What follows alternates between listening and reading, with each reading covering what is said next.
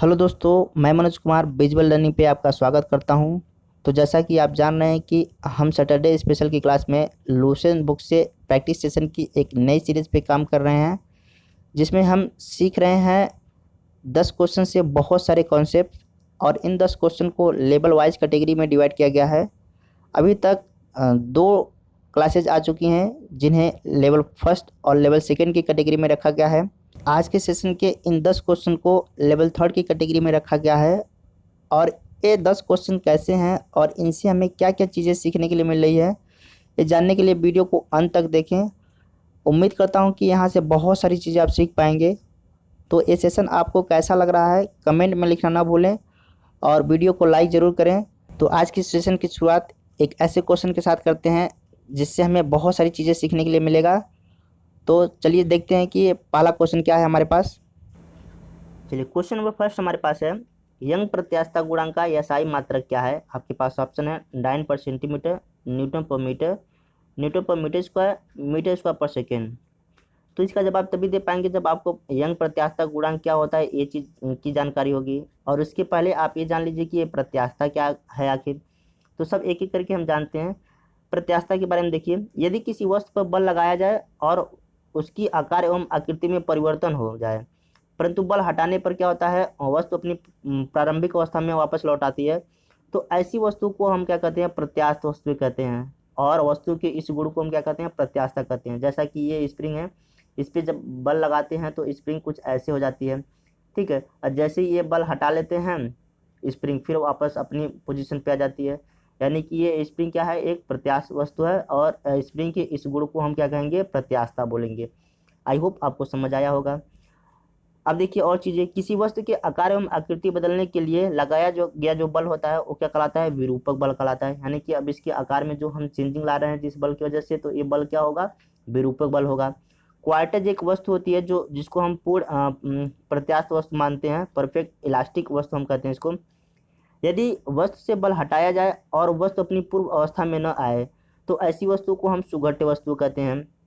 मान लीजिए कि अगर हम स्प्रिंग पे अगर बल लगा रहे हैं और स्प्रिंग इस पोजीशन पे आ गई, बल हटाने के बाद भी ये अपनी इस पोजीशन पे नहीं आती, तो हम उस वस्तु को कहते हैं सुघट्य वस्तु है। लेकिन स्प्रिंग सुघट्य वस्तु नहीं है, क्योंकि स्प्रिंग से बल हटाते ही पुनः अपनी वापस प्रारंभिक स्थिति में आ जाती है। तो सुघट्य वस्तुएं हैं क्या क्या, आप देखेंगे कि मोम हो गया, गीली मिट्टी हो गई, ये सारे के सारे सुघट्य वस्तुएं होती हैं, ठीक है। आई होप आपको समझ आया होगा। अब आते हैं क्या चीज़ की, प्रत्यास्थता गुणांक के बारे में, ठीक है। तो इसको भी देख लेते हैं। देखिए, प्रत्यास्थता की सीमा के भीतर प्रतिबल एवं विकृत के जो अनुपात होता है उसको हम प्रत्यास्थता गुणांक कहते हैं। इसे हम ई से प्रदर्शित करते हैं। अतः प्रत्यास्थता गुणांक क्या हो जाएगा, प्रतिबल अपान विकृत। अब बहुत सारे कन्फ्यूजन है, ये प्रतिबल और विकृत क्या होता है उसको भी देख लीजिए। सारा चीज़ यहाँ से आपको क्लियर हो जाएगा। एक क्वेश्चन से हम बहुत सारी चीज़ें सीखेंगे, जैसा कि मेरा मोटो है ऐसा करना। तो देखिए, प्रतिबल को हम समझते हैं सबसे पहले। अब मान लीजिए स्प्रिंग को आप F1 लगा के खींच रहे हैं और स्प्रिंग क्या हो गई, कुछ इस पोजीशन पे आ गई, समझ पा रहे हैं, कुछ ऐसे हो गई। अब स्प्रिंग पे जब ये बल हटाते हैं, जैसे ही ये बल वापस हटाते हैं, तैसे क्या होता है, स्प्रिंग पुनः अपनी इसी स्थिति में आ जाती है। ऐसा क्यों होता है भाई, तो ऐसा इसलिए होता है कि जैसे ही आप बल लगाते हैं ना, ठीक है, तो उसी वक्त क्या होता है, एक और बल कार्य करता है स्प्रिंग के अंदर, ठीक है, जो जिसे हम बोलते हैं आंतरिक बल। समझ पा रहे हैं, जिसे हम बोलते हैं आंतरिक बल, जो क्या करता है, जिसका काम होता है कि ये वस्तु को अपनी प्रारंभिक अवस्था में लाने का प्रयास करता है। समझ पा रहे हैं, तो इस आंतरिक बल को ही क्या कहते हैं, हम प्रतिबल कहते हैं। आई होप आपको प्रतिबल क्या चीज़ है समझ आया होगा। अब ये प्रतिबल बराबर किसको होता है, जो हम बाहर से बल लगाते हैं उसी के बराबर होता है प्रतिबल, ठीक है। आई होप आपको प्रतिबल समझ आया होगा। अब आते हैं बात विकृत पे। विकृत क्या चीज़ होता है, तो देखिए, विकृत उसे हम कहते हैं कि मान लीजिए कि हमारे पास स्प्रिंग था, पहले हमारे पास स्प्रिंग इतना बड़ा था, ठीक है, लेकिन बल लगाने के बाद स्प्रिंग क्या हो गई, स्प्रिंग की लेंथ में बदलाव हो गया, मतलब इतना क्या हो जाएगा ये, और लेंथ हमारे पास बढ़ गया। अब इस बढ़े हुए लेंथ को क्या कहेंगे, विकृत कहेंगे। यानी कि ये जो स्प्रिंग है अब वो विकृत हो चुका है, इसका आकार बदल चुका है, ठीक है। तो बदले हुए आकार को क्या कहेंगे, हम विकृत कहेंगे। आई होप आपको चीज़ें समझ आई होंगी कि प्रतिबल और विकृत क्या होता है। अब देखिए प्रत्यास्थता गुणांक तीन टाइप के होते हैं, एक यंग प्रत्यास्थता गुणांक, एक आयतन प्रत्यास्थता गुणांक और एक दृढ़ता प्रत्यास्थता गुणांक। हमने क्वेश्चंस क्या पूछा गया था यंग प्रत्यास्थता गुणांक से, तो हमें डायरेक्ट क्वेश्चंस हमें यहाँ से पूछा गया था, समझ पा रहे हैं। इसके पहले ये सारी चीज़ें हमको जानकारी होनी चाहिए थी। तो आते हैं भाई अब यंग प्रत्यास्थता गुणांक पे, जो हमारा क्वेश्चन यहीं से पूछा गया, इससे पूछा गया। तो प्रत्यास्थता की सीमा के भीतर अनुदैर्ध्य प्रतिबल और अनुदैर्ध्य विकृत के अनुपात को वस्तु के पदार्थ का यंग प्रत्यास्थता गुणांक कहते हैं। इसे हम y से प्रदर्शित करते हैं, ठीक है। अब देखिए यदि L लंबाई तथा A अनुप्रस्थ काट के क्षेत्रफल वाले तार पर लंबाई की दिशा में अगर हम F बल लगाते हैं, उसकी लंबाई में वृद्धि मान लीजिए स्मॉल l होती है, तो अनुदैर्ध्य प्रतिबल हो जाएगा F/A और अनुदैर्ध्य विकृत हो जाएगा L/L। समझाते हैं इस क्वेश्चन से। मान लीजिए ये हमारे पास एक तार है जिसके अनुप्रस्थ काट का क्षेत्रफल हमारे पास क्या है, A है, समझ पा रहे हैं। अब प्रारंभ में ये जो तार था उसकी लेंथ L थी। अब हमने क्या किया, इस तार पे एक बल लगा के F बल लगा के इसको खींचा। इस बल लगाने से इस तार में कुछ खिंचाव आ गया, जिसकी वजह से मान लीजिए वो लंबाई तार की थोड़ी सी बढ़ गई, ये स्मॉल l मान लीजिए ये और बढ़ गया, तो प्रतिबल एक आता है। प्रतिबल आप जानते हैं प्रतिबल क्या होता है, एकांक क्षेत्रफल पे जो बल लग रहा है उसी को हम प्रतिबल करते हैं। तो ये हो जाएगा F/A, F/A हो जाएगा, ये क्या चीज़, ये प्रतिबल हो जाएगा। और अनुदैर्ध्य इसलिए बोला गया क्योंकि लॉन्गिट्यूडनल जो लेंथ होती है ना, उनको हम अनुदैर्ध्य बोलते हैं, ठीक है, अप टू डाउन या डाउन टू अप। तो ये अनुदैर्ध्य प्रतिबल हो गया, आई होप समझ आया होगा। अब विकृत की बात होती है, तो विकृत हमने बता चुका था कि जो चेंजिंग होती है, मतलब L लेंथ की चेंजिंग हुई और प्रारंभिक लेंथ कितनी थी, आप कहेंगे कैपिटल L, तो इनका रेशियो क्या कहलाता है, विकृत हो गया। अब यंग प्रत्यास्थता गुणांक ये कहता है कि इन दोनों का अनुपात, किसका किसका, प्रतिबल और विकृत का अनुपात क्या होता है, यंग प्रत्यास्थता गुणांक होता है, समझ पा रहे हैं। तो अब देखिए ये हम इनका अनुपात लेंगे तो ये क्या हो जाएगा, ठीक है, F का मल्टीप्लाई L में होगा, कैपिटल L में, तो हमको क्या मिलेगा, F multiply capital L upon A का मल्टीप्लाई स्मॉल l में, तो A मल्टीप्लाई स्मॉल l। तो यहाँ से देखिए L का जो यूनिट है ना, वो इस L की यूनिट से कैंसिल हो जाएगा और बचेगा क्या क्या हमारे पास, F/A। तो जो फोर्स है उसका यूनिट क्या होता है, आप कहेंगे न्यूटन होता है, और जो एरिया है उसका यूनिट क्या होता है, आप कहेंगे मीटर स्क्वायर होता है, ठीक है। तो इस तरह से ये हमारे पास y है, यंग प्रत्यास्थता गुणांक। तो यंग प्रत्यास्थता गुणांक का यूनिट क्या हमको मिल गया, न्यूटन पर मीटर स्क्वायर। आई होप आपको समझ आया होगा, पूरी कहानी पूरा कॉन्सेप्ट आपको समझ आया होगा, ठीक है। तो वापस आ जाते हैं अपने क्वेश्चन पे। तो यंग प्रत्यास्थता गुणांक का SI मात्रा क्या है, तो आपका सही जवाब क्या आ जाएगा, न्यूटन पर मीटर स्क्वायर। तो बहुत सारी चीज़ें आप यहाँ से सीखने के लिए आपको मिला। उम्मीद करता हूँ कि ये चीज़ें बहुत ही पसंद आया होगा। यही यंग प्रत्यास्थता गुणांक का फार्मूला चेंज हो जाता है तब जब क्या हो जाता है कि स्प्रिंग पे क्या हो जाता है, बल न लगा के वेट लटकाया जाता है। तो उस केसेज में क्या होता है, उस केसेज में जो फार्मूला बन जाता है वो हमारे पास हो जाता है, यहाँ पे देखिए हमारे पास हो जाता है mgl/πr² इंटू स्मॉल l, ठीक है। अभी πr² क्या है, आपका एरिया है, और जो mg है वो क्या है, आपका f का काम करेगा, समझ पा रहे हैं। तो आई होप आपको चीज़ें समझ आई होगी। और देखिए इसका बीमित सूत्र क्या होता है, ml⁻⁻1 t⁻², ठीक है। तो बस अब बढ़ते हैं नेक्स्ट क्वेश्चन की तरफ। यहाँ से बहुत सारी चीज़ें हमने सीखा, ठीक है। तो चलिए नेक्स्ट क्वेश्चन को देखते हैं अब। चलिए सेकेंड नंबर क्वेश्चन हमारे पास है। सेकेंड नंबर क्वेश्चन हमसे पूछा जा रहा है, निम्नलिखित युग्मों में से किन भौतिक राशियों के समान बीमित सूत्र नहीं है। क्लियर हो रही बात आपको। आपके पास ऑप्शन है बल एवं दाब, कार्य एवं ऊर्जा, आवेग एवं संवेग, भार एवं बल। तो ये तभी आप बता पाएंगे जब आपको पता होगा कि ये बीमित सूत्र आखिर है क्या चीज़। देखते हैं, किसी राशि की, किसी भौतिक राशि की जो बीमाएँ होती हैं वे घातीय होती हैं, मीन्स वे पावर होती हैं जिन्हें उस राशि के मात्रक को व्यक्त करने के लिए हम क्या करते हैं, मूल मात्रकों पर लगाते हैं, समझ पा रहे हैं। अब जैसा कि आप जानते हैं मूल मात्रक हमारे पास कितने हैं, 7, क्योंकि हमारे पास मूल राशियां 7 हैं, ठीक है। तो 7 मूल राशियों के 7 मूल मात्रक हैं। आप बीमित सूत्र को ऐसे भी बता सकते हैं कि किसी भी दी हुई भौतिक राशि का बीमित सूत्र वह व्यंजक होता है जो यह दर्शाता है कि उस भौतिक राशि में मूल राशि की कितनी बीमाएँ हैं, समझ पा रहे हैं। अब देखिए, जो भौतिक राशियों की विमा लिखने के लिए हम क्या करते हैं, ठीक है, लंबाई को एल से, द्रव्यमान को एम से, समय को टी से और ताप को के से या थीटा से रिप्रेजेंट करते हैं। अब जैसे कि मैं बात करूं वेग की, तो आप जानते हैं कि मैं वेग का अगर यूनिट पूछूं, मात्रक पूछूं, तो ये वेग का मात्रक आप बताएंगे मीटर पर सेकेंड। ठीक है, ये मीटर पर सेकेंड मात्रक जो आया ये कहाँ से आया, ये देखिए एक व्युत्पन्न मात्रक है। ठीक है, वेग का डायरेक्ट हमको नहीं पता था, ये हमने निकाला है। कैसे, आप जानते हैं कि वेग बराबर होता है डिस्प्लेसमेंट अपॉन टाइम। ठीक है, डिस्प्लेसमेंट अपॉन टाइम। अब कहेंगे कि जो दूरी है उसको हम मीटर में मेजर किया और टाइम को सेकेंड में मेजर किया, तो इस तरह से आ गया जो वेग का यूनिट डिस्प्लेसमेंट अपॉन टाइम, समझ, सॉरी, मीटर पर सेकेंड। वेग का जो मात्रक आ गया वो क्या आ गया, मीटर पर सेकेंड। अब यही बात मैं कहूँ कि अब वेग का हमको लिखना है बीमी सूत्र, तो कैसे लिखेंगे भाई। मैंने बताया कि जैसा कि यहाँ पे आप देखिए, बीमी सूत्र लिखने के लिए जो लंबाई है उसको एल से रिप्रेजेंट करते हैं। अब डिस्प्लेसमेंट एक लेंथ ही तो होता है, तो लेंथ को हम एल से रिप्रेजेंट करेंगे और टाइम को टी से रिप्रेजेंट करेंगे। टाइम को क्या है, टी से रिप्रेजेंट करेंगे।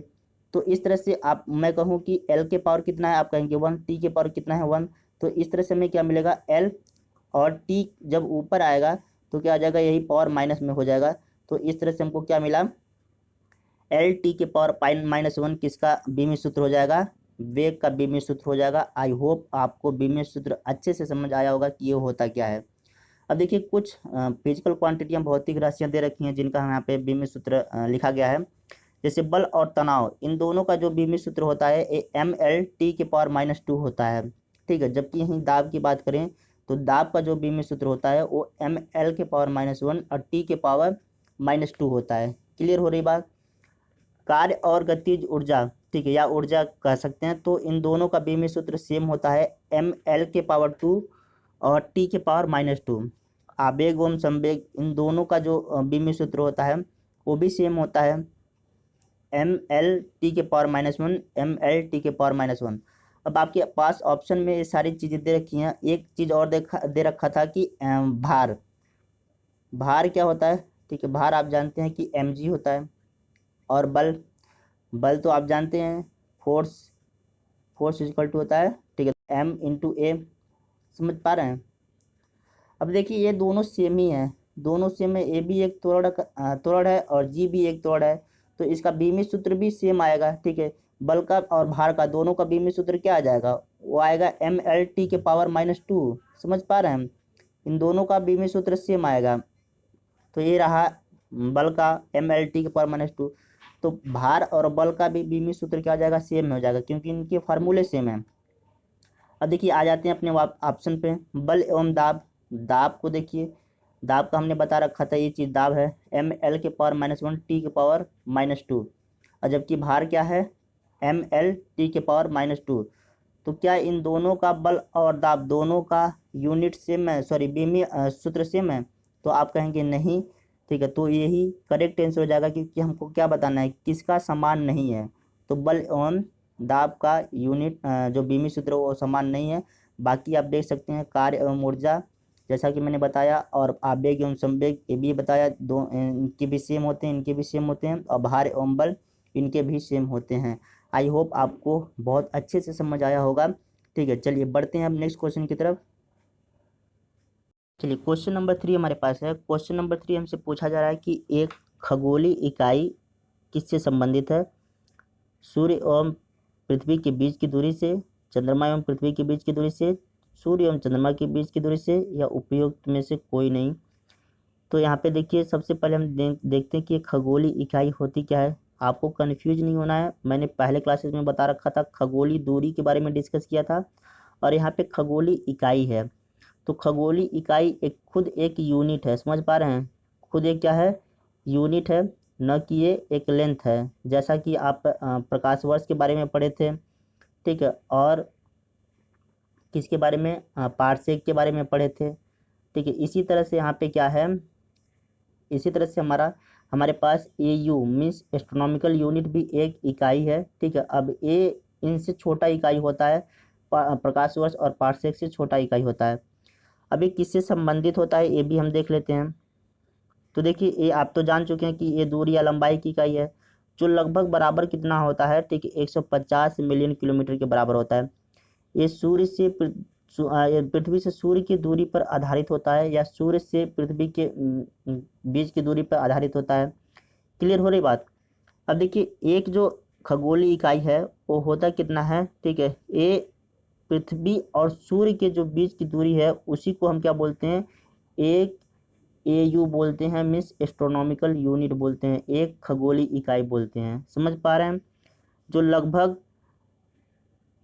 93 मिलियन मील के बराबर होता है, या आप इस आंकड़े को देख सकते हैं, इतना मीटर के बराबर होता है, जो लगभग कितना होता है 150 मिलियन किलोमीटर के बराबर इक्वल होता है। अब इसको एस्ट्रोनॉमिकल यूनिट कहते हैं इंग्लिश में, और जिसे हम कैपिटल AU या स्मॉल AU या ये दो डिफरेंट और सिंबल हैं इनसे रिप्रेजेंट करते हैं। एक खगोलीय इकाई होता कितना है, एक खगोलीय इकाई होता है आपका 149.60 इंटू 10⁹ मीटर के बराबर होता है, या तो आप कह सकते हैं 4.8481 इंटू 10⁻⁻6 पार्सेक के बराबर होता है। अब देखिए पार्सेक सबसे बड़ा यूनिट होता है, ठीक है। अब ये भी देख लीजिए कि जो 1 लाइट ईयर होता है, मीन्स एक प्रकाश वर्ष होता है, वो कितना होता है 9.46 इंटू 10⁻15 मीटर के बराबर होता है। जबकि हम एक पार्सेक की बात करें, तो ये कितना होता है 3.08 इंटू 10⁻16 मीटर के बराबर होता है। और जबकि एक AU की बात करें तो एक किसके बराबर होता है 149.60 इंटू 10⁻9 मीटर के बराबर होता है। अब आप यहाँ से देख सकते हैं कि जो सबसे बड़ी यूनिट आपको क्या दिख रही है, आप कहेंगे कि पार्सेक। तो आई होप आपको समझ आया होगा। तो आ जाते हैं क्वेश्चन पे। तो आपका सही जवाब क्या हो जाएगा कि एक खगोलीय इकाई किससे संबंधित है, तो आप कहेंगे कि सूर्य एवं पृथ्वी के बीच की दूरी से संबंधित है। आई होप आपको चीज़ें क्लियर हो रही होंगी, बहुत सारी चीज़ें, और काफ़ी अच्छा लग रहा होगा। बढ़ते हैं नेक्स्ट क्वेश्चन की तरफ। चलिए क्वेश्चन नंबर 4 हमारे पास है, निम्नलिखित में से कौन सी अविमीय राशि है। आपके पास ऑप्शन है विकृत, श्यानता गुणांक, गैस नियतांक, प्लांक नियतांक। तो सही जवाब क्या हो जाएगा, सही जवाब हो जाएगा आपका ऑप्शन नंबर फर्स्ट विकृत। विकृत एक ऐसी क्वांटिटी है जिसका डायमेंशनल फार्मूला नहीं होता है, बीमी सूत्र नहीं होता है। क्यों नहीं होता है, क्योंकि आप जानते हैं कि विकृत बराबर होता है क्या है, अभी हमने पीछे डिस्कस किया। तो आप कहेंगे विकृत बराबर होता है कि जो लंबाई में वृद्धि होती है और अपान प्रारंभिक लंबाई, लंबाई में वृद्धि मान लीजिए स्मॉल l और प्रारंभिक लंबाई कैपिटल L। तो अगर हम इसकी मात्रक की बात करें, अगर पहले हम मात्रक पर आ जाते हैं, बीमी सूत्र पे अभी हम बाद में आएंगे। मात्रक की बात करें कि अगर पूछा जाए कि इसका मात्रक क्या होगा, तो आप कहेंगे कि इस लंबाई को किस में मेजर किया गया, मीटर में। इस लंबाई को किस में मेजर किया गया, मीटर में। तो मीटर से मीटर कैंसिल हो गया, आपके पास इसका मात्रक क्या बचा, तो आप कहेंगे कि कोई मात्रक नहीं है। यानी कि आप क्वेश्चन ऐसे भी पूछा जा सकता है कि इनमें से कौन सी जो क्वांटिटी है जो यूनिट लेस होती है। समझ पा रहे हैं। तो आपके पास अब समझ पा रहे हैं कि विकृत यूनिट लेस होती है, मतलब मात्रक रहित होती है। अब इसकी बीमा की बात करें, अगर मान लीजिए इसका बीमा हम लिखना चाहें, अब देखिए लंबाई को हम L से रिप्रेजेंट करते हैं, तो L से बीमा लिखने के लिए हम क्या करते हैं, L से रिप्रेजेंट करते हैं। इस लंबाई को भी हम L से रिप्रेजेंट करेंगे। इसके पावर 1 है, इसके पावर भी 1 है, तो हम लिखने की कोशिश करें तो L के पावर 1 और इंटू L के पावर -1।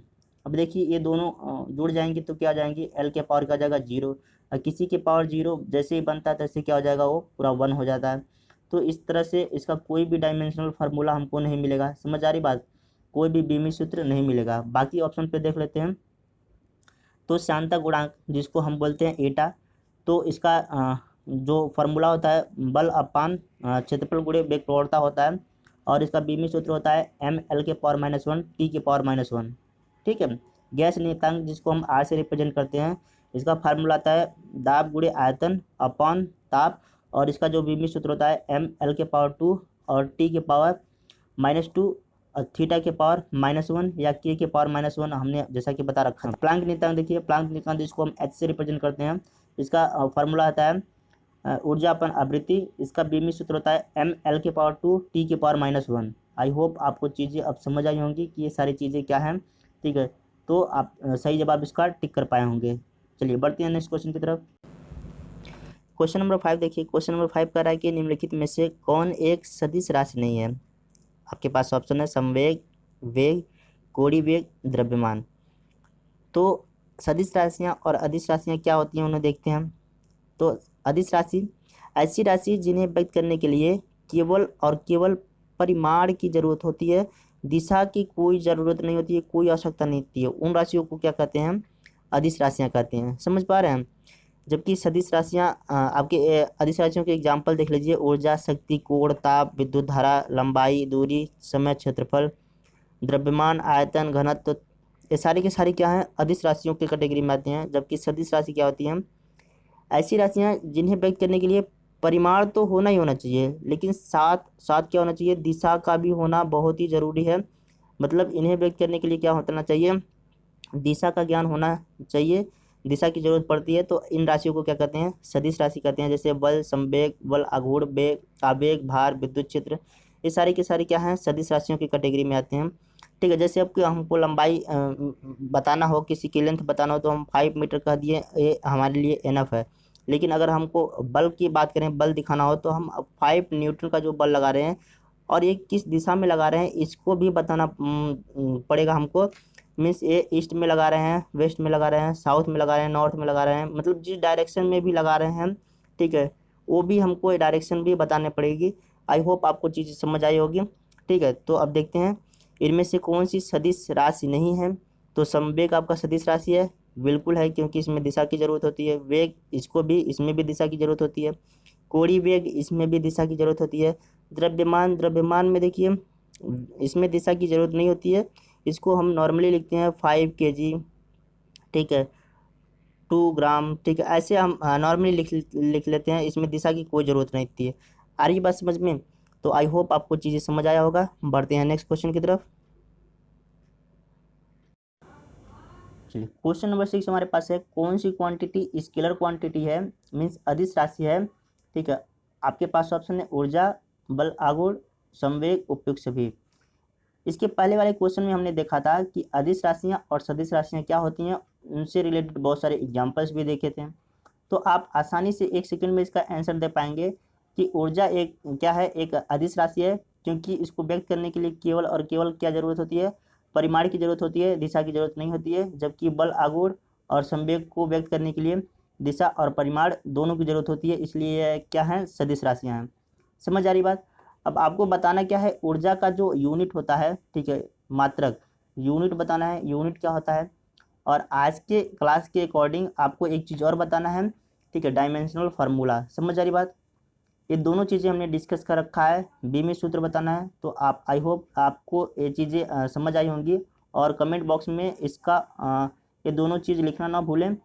ठीक है, बात करें कि बल, आघूर्ण की, तो बल, आघूर्ण का जो डायमेंशनल फार्मूला होता है वो होता है ml के पावर -1 और t के पावर -2। ठीक है, ये होगा बल, आघूर्ण का डायमेंशनल फार्मूला। जबकि संवेग का जो डायमेंशनल फार्मूला होता है वो होता है ml और t के पावर -1। समझ आ रही बात? तो इस तरह से आप समझ पाए होंगे इस क्वेश्चन को। आई होप मज़ा आया होगा आपको। बढ़ते हैं नेक्स्ट क्वेश्चन की तरफ। देखिए, क्वेश्चन नंबर 7 हमारे पास है, निम्नलिखित में से कौन सी एक सदिश राशि है, मीन्स वेक्टर क्वांटिटी है। आप आसानी से इसका जवाब दे पाए होंगे, क्योंकि ये बहुत आसान क्वेश्चन है। संवेग जो फर्स्ट नंबर आपके पास दिख रहा है, ऑप्शन नंबर फर्स्ट, ठीक है, एक सदिश राशि है। बाकी हम जानते हैं कि ये क्या है? एक स्केलर क्वांटिटी है, अदिश राशियाँ हैं। अब आपको करना क्या है? इन तीनों का यूनिट लिखना है और डायमेंशनल फार्मूला। ठीक है, क्योंकि ये सारी चीज़ें डिस्कस किया गया है। तो डायमेंशनल फार्मूला और मात्रक लिखना ना भूलें, कमेंट बॉक्स में ज़रूर लिखें, इससे आपका रिवीजन हो जाएगा। ठीक है, बढ़ते हैं नेक्स्ट क्वेश्चन की तरफ। चलिए, क्वेश्चन नंबर 8 हमारे पास है, निम्नलिखित में से कौन सी राशि सदिश नहीं है, मीन्स कौन सा वेक्टर क्वांटिटी नहीं है। आपके पास ऑप्शन है विस्थापन, वेग, बल, आयतन। तो आप हर एक ऑप्शन को देखिए, विस्थापन, वेग और बल। जैसा कि आप ये जान रहे हैं कि ये तीनों किसकी कैटेगरी में आते हैं? वेक्टर क्वांटिटी की कैटेगरी में आते हैं, सदिश राशि की कैटेगरी में आते हैं। ठीक है, तो ये तीनों के तीनों सदिश राशि हैं। तो आपके पास ऑप्शन क्या है? Option number 4, 4 is the right answer. ठीक है, मीन्स आयतन इज द राइट आंसर। क्या है? एक ये सदिश राशि नहीं है, क्योंकि ये एक स्केलर क्वांटिटी है।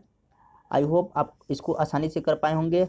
फिर अगेन आपके लिए वही क्वेश्चन है, आपको क्या करना है? इन सब का जितने भी ऑप्शन आपको दिख रहे हैं, चारों के चारों ऑप्शंस का क्या करना है? डायमेंशनल फार्मूला लिखना है, समझ पा रहे हैं, डायमेंशनल फार्मूला लिखना है और क्या लिखना है, यूनिट लिखना है। तो कमेंट बॉक्स में लिखना ना भूलें, इस तरह से एक आपका अच्छा खासा रिवीजन हो जाएगा, ठीक है, तो इसलिए ज़रूर इसको लिखें। चलिए नेक्स्ट क्वेश्चन को देखते हैं।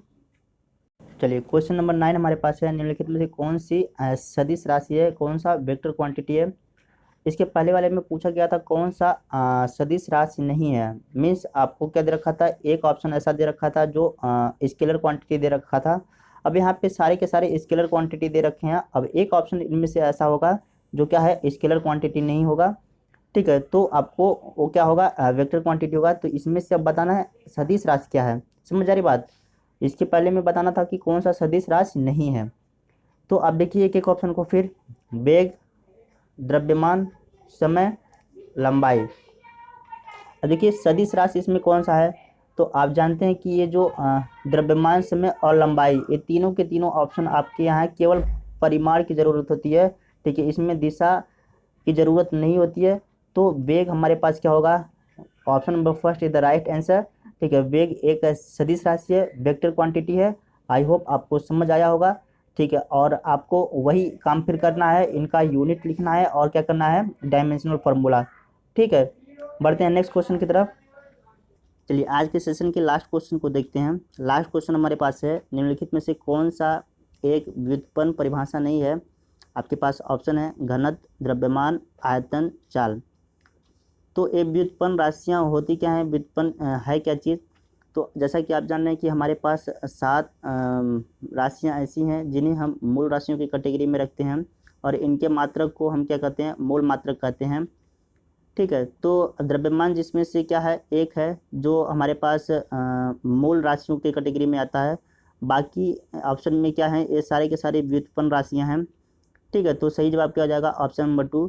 ये देख लीजिए एक बार, ये हमारे पास 7 मूल राशियां हैं, लंबाई, द्रव्यमान, समय, विद्युत धारा, तापमान, पदार्थ की मात्रा, ज्योति तीव्रता, और इनके प्रतीक कुछ इस सिंबल से रिप्रेजेंट करते हैं। इनका जो यूनिट है या SI मात्रक, यहाँ पे सारा चीज़ें दिखाया गया है। हालांकि इसके बारे में मैंने पहले ही डिस्कस कर चुका हूँ, तो उम्मीद करता हूँ कि ये चीज़ें आपको समझ आई होंगी और काफ़ी अच्छा लगा होगा। तो इस तरह से टोटल हमने लेवल फर्स्ट, लेवल सेकेंड और लेवल थर्ड को मिलाकर 13 क्वेश्चंस को डिस्कस किया गया और 13 क्वेश्चन से बहुत सारी चीज़ें हमने सीखा यहाँ पे। अब नेक्स्ट वीडियो में हम मिलेंगे लेवल 4 की कैटेगरी में 10 क्वेश्चन के साथ, ठीक है, और वहाँ से बहुत सारी चीज़ें सीखेंगे। तो उम्मीद करता हूँ कि ये सेशन आपको बेहद पसंद आ रहा होगा। तो अगर आपको ये चीज़ें अच्छा लग रहा है तो लाइक करना ना भूलें और वीडियो को शेयर भी कर सकते हैं। बस आज के लिए इतना ही, मिलते हैं नेक्स्ट वीडियो में, तब तक के लिए okay, bye bye, take care, जय हिंद, जय भारत, जय मातृभूमि।